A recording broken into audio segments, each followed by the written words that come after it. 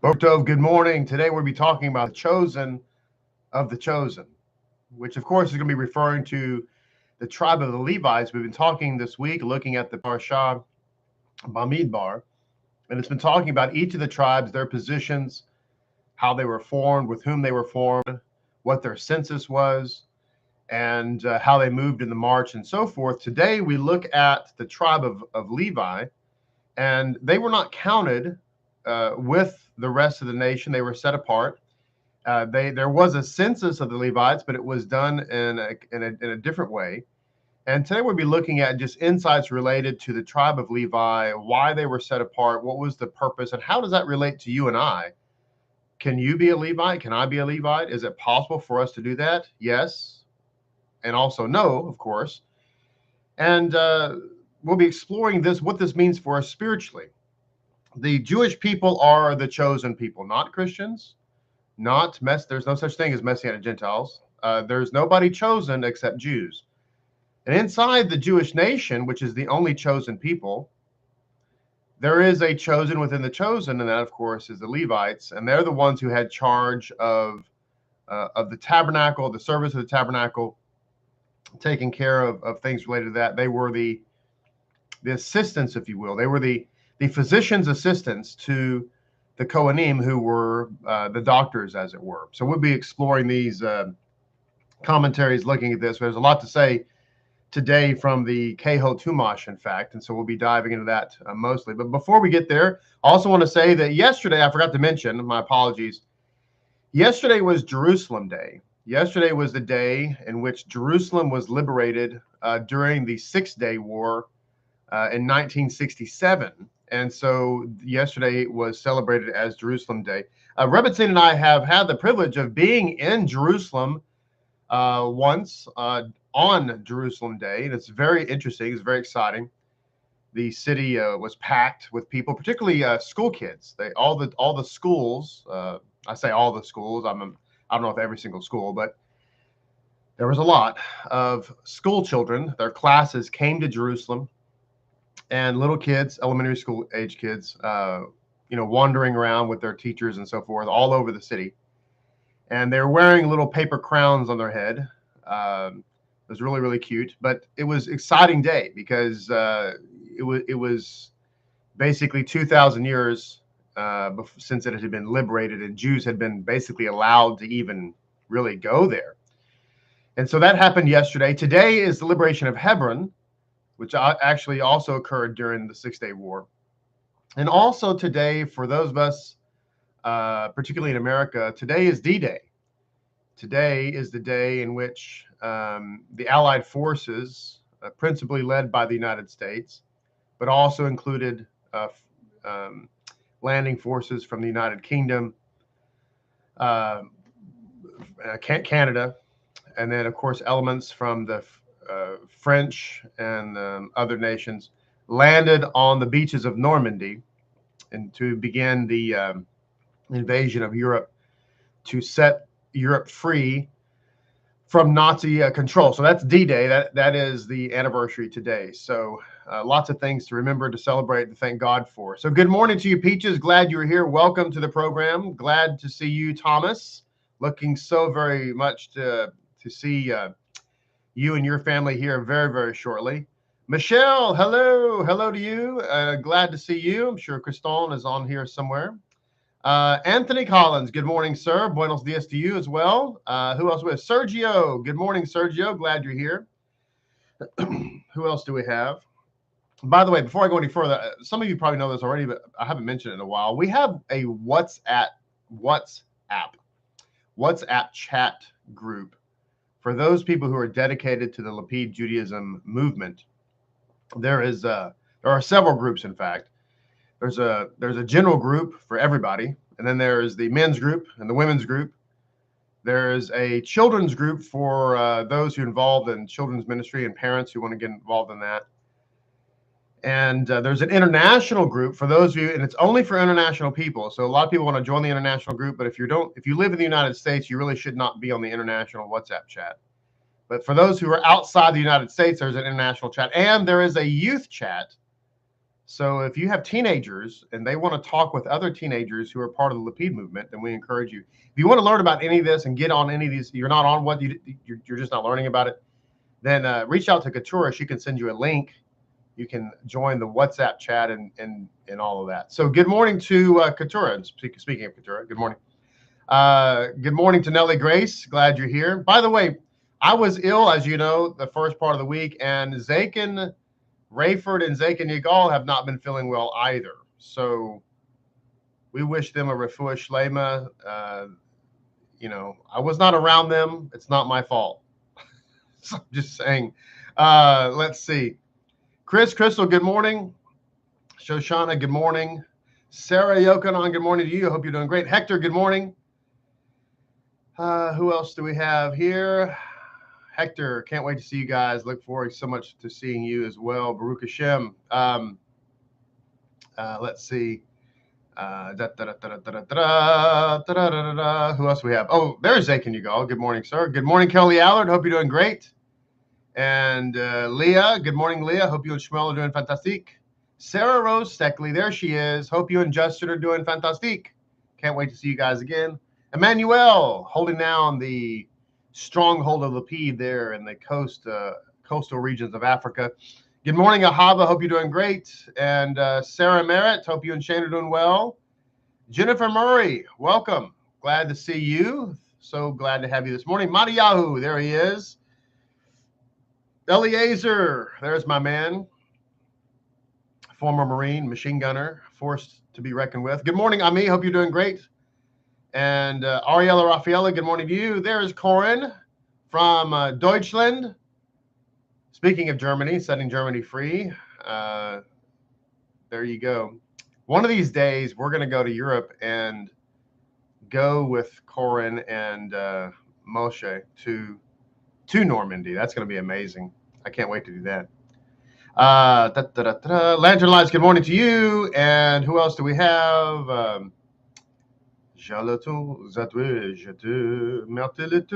Grace, good morning, Grace. Glad you're here. Brenda Jones, good morning. And who else do we have? Edwin, well, good morning, Edwin. Glad you're here. Good morning, Isaac. Welcome aboard, sir. And so everybody is here. It's a beautiful day to be in the neighborhood. So Zakin Rayford is not going to start the book reading tonight because he's under the weather, but I'm sure he will be perfect next week to begin. Good morning to Amita, who is tuning in from the chicken coop. So all the chickens are going to get to hear the message today, and they are very excited. You can hear them cackling.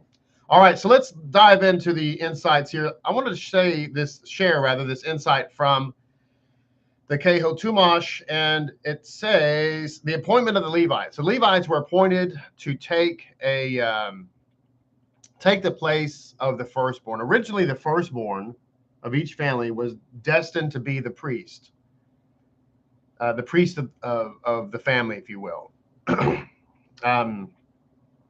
And that was lost with the golden calf situation, and therefore their status was transferred to the Levites. But this insight says, they shall serve him. Moses was to place the Levites before Aaron to symbolize that they would henceforth be consecrated to his service, the nature of which is spelled out in the following verses, that the Kohen Gadol carries the ultimate responsibility to safeguard the sanctuary in Numbers 18:1, and the Levites are to assist him in doing so. Malbin comments that they would assist the Kohanim in the temple service as well, for the Levites would sing and play instruments as the offerings were brought. Now, what I just read to you is really an important commentary. Good morning, Dana. Glad to see you. And that is that, as many of you know, the Levites had a platform set up in the courtyard of the tabernacle, and upon that platform, they had a band and a worship team. And that worship team played music 24 hours a day, 7 days a week. Can you imagine that, by the way? I've said this so many times as I've commented on this, but I never can get used to the fact that the temple when you entered into the temple courts, now, of course, not naturally, they were on rotation, and there was a whole rotation set up. King David set up a rotation for the Levites, and you had many, many worship teams. They played for, I don't know, an hour or two or something like that at a time. I forget exactly what the time frame was, but they rotated naturally. Okay. But anyway, when you walked into the tabernacle, or the temple rather, can you imagine that there's a Levitical worship team with their instrumental music, the instruments and song and so forth, playing 24 hours a day, 7 days a week, whether the temple was closed or whether it was open for proverbial business. I just can't imagine the anointing that one must have experienced in that moment. But I wanted you to pick up on something else, and that is, did you hear what I said when I said they were playing instruments and singing 24 hours a day, 7 days a week? Now, good morning, Yaakov, Keith. Good morning. There's Z-Ray. Good morning, Z-Ray. Glad you're able to make your way to the keyboard, and I hope you're feeling better, Refuah Shlema. And then good morning to the Keiths. Somebody type in the chat what I just said. There was a platform. Oh, never mind. Sarah Yochanan beat me to it. She obviously was using her Jedi skills this morning. Yes, on Shabbat. Thank you, Sarah. Yes, on Shabbat. What does that mean, Sarah? What does that mean? What conclusion would you draw from that revelation you just enlightened us with? What do you think that means? Now, while she's typing that out, I wanted to say also that Rabbi Trugman writes about this, and I've also read this in other commentaries as well, about how important this musical activity was. It wasn't just, it was not just that it was pleasant music, pleasant for the ears, but the insight suggests that the music being played and the songs being sung, which of course naturally mostly were psalms from Tehillim, but we don't know, that probably wasn't entirely. We don't know. Unfortunately, we don't have the Levitical music book. But the point is that the insight suggests that music was integral in the effectiveness of the korbanot. Not just the sin offerings, because as you know, there are many different offerings. Not all of them were for sin, of course. So I want you to think about that. HaShem has embedded into music a significant spiritual power. And of course, if most of us here are adults, we should know this already. Music has that power, but it's so powerful. It was made a mainstay in the tabernacle and the temple, and it directly affected the korbanot. Now, let's go back to Sarah. And Amita says the fences are too stringent on Shabbat. Yep, I'll explain that in more detail in just a second. Shoshana says the hearts of the musicians were constantly poised to worship. Yep. Sarah Yochanan said, dun, dun, dun, dun, dun, worship is not work. True. That's very true.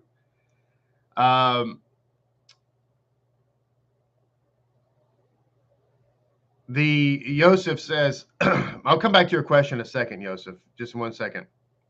You're asking about the Levites were excluded from going to war. Would they be the Orthodox yeshiva students of today? Let me go ahead and answer. The answer, of course, is no. I don't think so. Of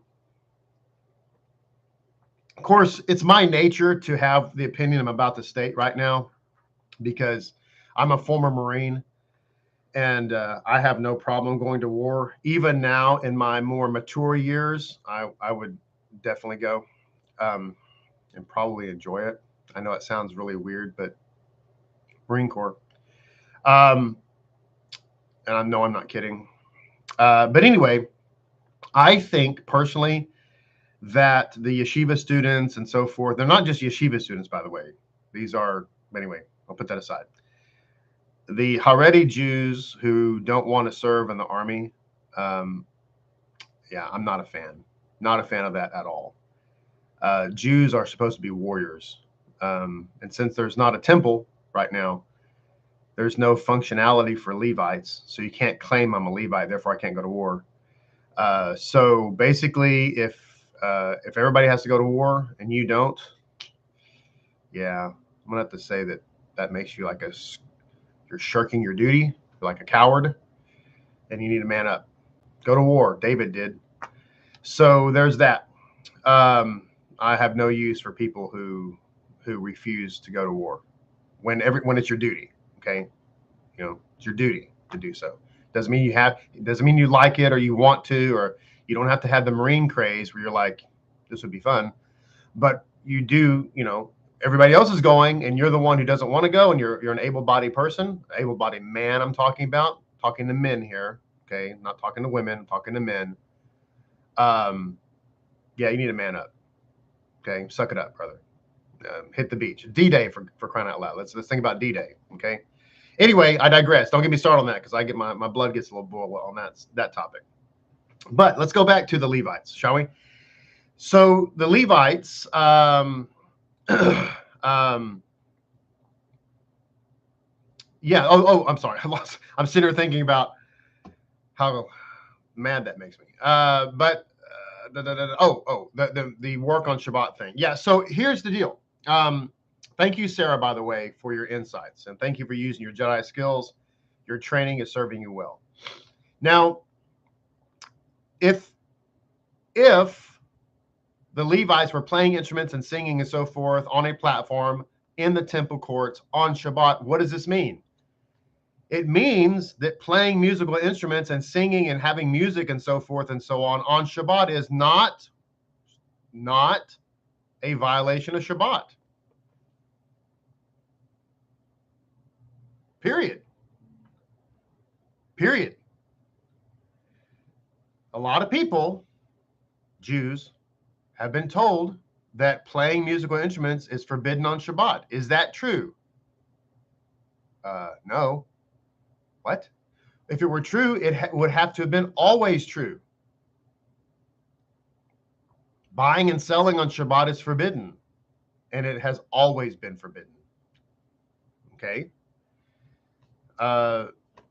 Working on Shabbat is forbidden, and it has always been forbidden.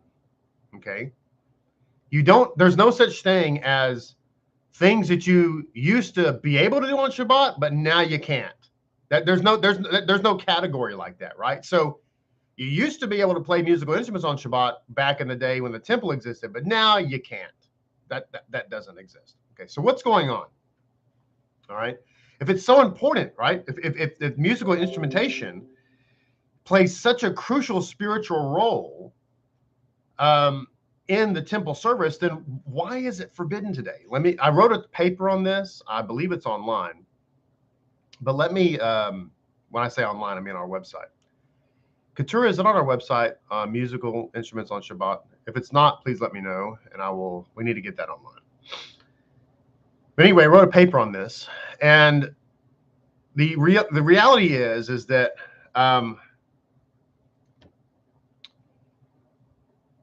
what happened is that when the temple was destroyed, playing music to include musical instruments, listening to music, singing music, anything like music at all was completely forbidden. Why? Well, it goes back to the psalm that we say on the weekdays prior to the Birkat HaMazon. If Jerusalem lay in ruins, how can I sing? So no music had to do with the destruction of the temple, didn't have anything at all to do with Shabbat, okay? And music was forbidden 24/7, always, to listen to it, to sing it, to play it, period, okay? And that lasted for a while until it became impractical. And so the decision was made at some point to allow music during the weekdays and to forbid it on Shabbat. And the reason it was forbidden on Shabbat was because the idea, I think I covered this, by the way, at some point with some people, and I forget who I covered it with, and forgive me if I'm repeating myself, but sometimes things need to be repeated. The reason it was forbidden on Shabbat is because Shabbat is likened to a wedding. And the scripture says, if at my highest joy I forget you, O Jerusalem. And so at the wedding time of Shabbat, it was thought, well, we won't have music on Shabbat because that'll be the element with which we remember the destruction of the temple. Okay. This, by the way, is the same reason why a groom will smash a glass at the end of a Jewish wedding. Of course, it's kind of lost its meaning. I say a little bit lost its meaning because everybody, the groom smashes the glass, and everybody says Mazel Tov. They don't realize why. A lot of people, I don't think, realize why he smashed the glass. The reason he smashed the glass is because that is supposed to remind him, us, of the smashed temple. If at my highest joy, a wedding, I forget you, O Jerusalem, smash the glass. Meaning that if I forget Jerusalem at my highest joy, let my right hand forget its strength. So we smash the glass to remember Jerusalem even at our highest joy, and highest joy for the groom is he just got married. So same principle applies to the music on Shabbat. So the idea goes, and I think it was, my opinion is, it was the wrong idea. First of all, you can say, well, if you play musical instruments on Shabbat, you're violating the halakha. My answer to you would be no. The very fact that we have music ever on Tuesday, Wednesday, Thursday, Friday, Sunday, ever at a wedding, at a banquet, at a bar mitzvah, whatever, is a violation of the halakha. Look it up for yourself. It's in the Yoreh Deah, it's in the Shulchan Aruch. Look it up for yourself. It's a violation of the Torah. Oh, excuse me, a violation of the halakha. So we're already violating halakha, right? Okay. Are y'all is this informative? So today Orthodox Jews principally don't play musical instruments on Shabbat because they believe it's forbidden, but it's not. It's supposed to be as a remembrance of the temple. One of the other, and really quickly on this point, and we're going to get back to some insights to the Levites here, which is all that's related to this, because they're the ones who play the instruments. One of the other arguments is, because if you ask people, when I say people, Jews, you ask Jews, like, why don't we play instruments on Shabbat? You're not going to really, you're going to get some interesting answers because there's no halakha to back it up. Like they can't say, well, the reason we don't play musical instruments on Shabbat is because of Yoreh Deah 23:7:5. It doesn't exist, right? So they have to say, well, the reason we don't is because there's no halakha. You understand what I'm trying to tell you? It's not in the book. So one thing they say is, well, we do it because you might, what if the instrument breaks? And the instrument, I'm not making this up. For those of you who are musicians, you're going to find this humorous. I do, because I am a musician. So what if the instrument breaks? You might be compelled to fix it, and that would be a violation of Shabbat. So it's like not playing a musical instrument on Shabbat. It's like a fence law because you might play the instrument, it might break, you might be compelled to fix it. There you go. Well, I laugh at that because I thought, well, what if it's a brass instrument? I have played a brass instrument. They don't really break.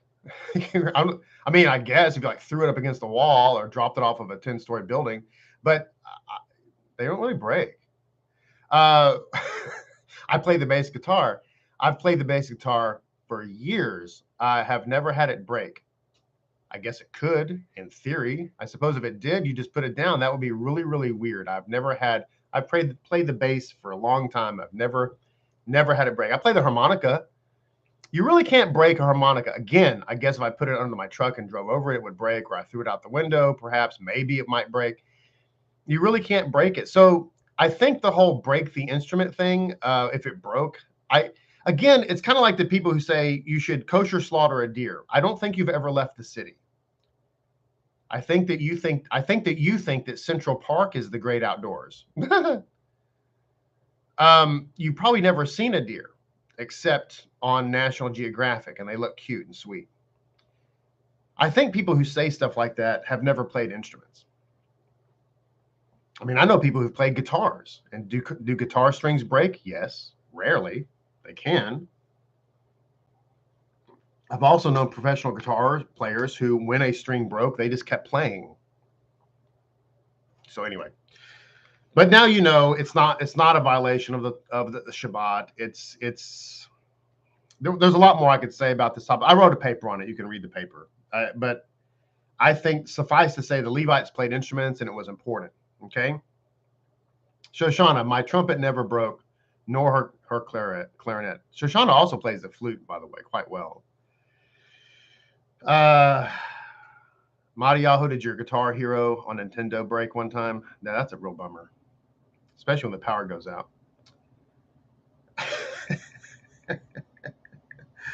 Animal had his drums break once. That was sad. All right, that's enough of that. I'm just kidding. Okay. All right, let's look at this right here. I've never had an instrument break ever.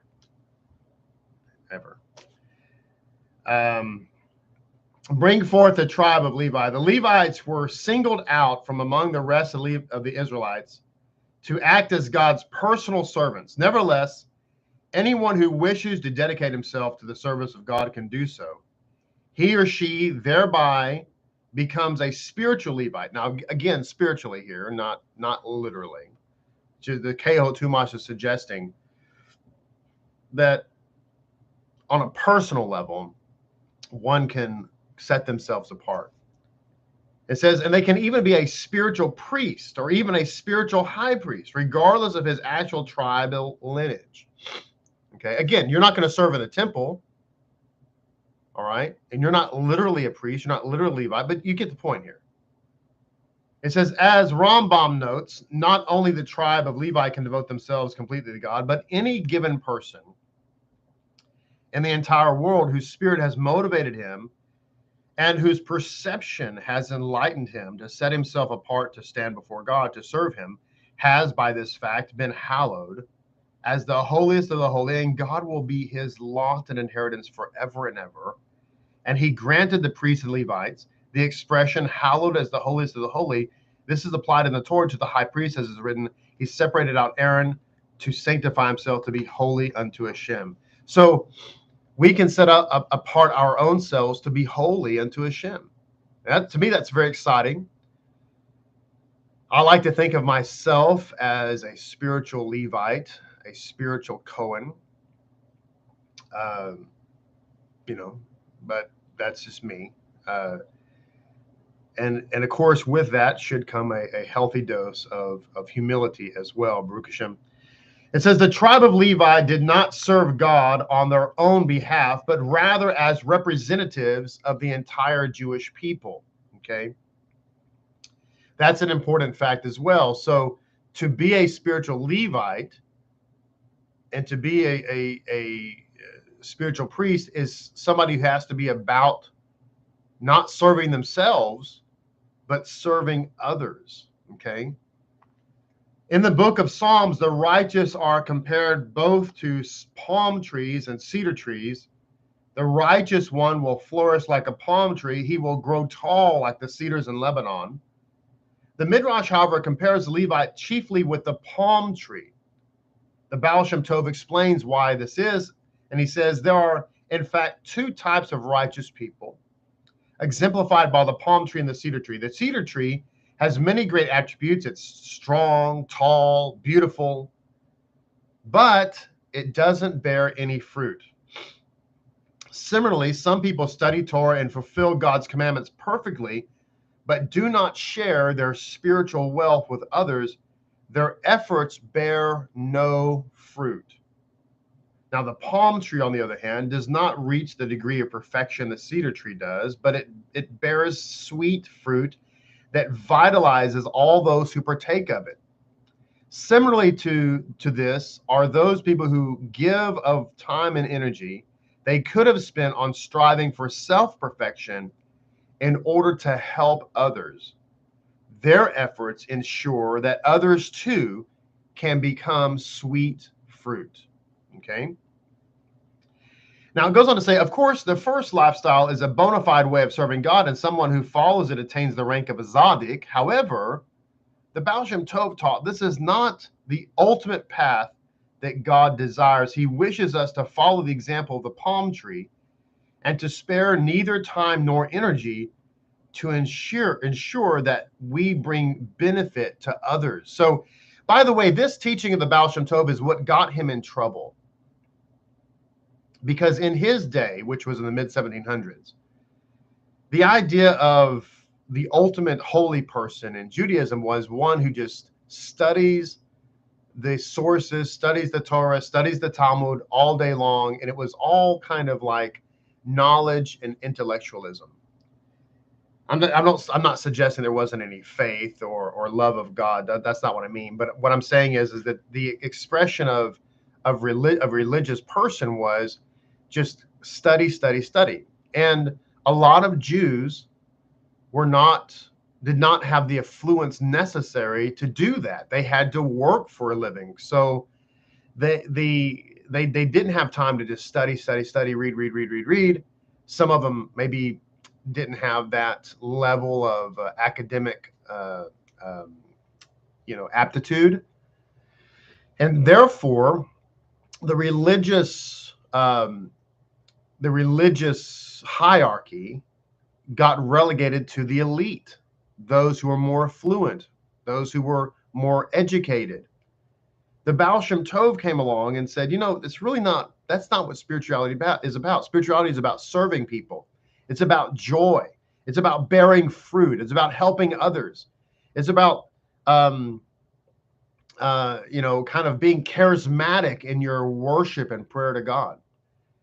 And he the Baal Shem Tov kind of put Torah study and Talmudic learning on the back burner. Didn't say it wasn't important. He himself studied, but he didn't make it the primary. And this got him into a lot of trouble. And when I say trouble, I mean this is what got him branded an abject heretic. This is what got him and his followers completely banned from Judaism. This is what caused the Vilna Gaon and others to vehemently, passionately, and emphatically oppose him to the uttermost. And it was this type of idea. But I want you to note how close the Baal Shem Tov was to the teachings of the Moshiach. You've got to bear fruit. You can't just be somebody who's all self-righteous and full of holiness. You've got to actually bear fruit. Okay? So the ultimate test of the Tzaddik, according to the Moshiach, is whether or not you're bearing fruit.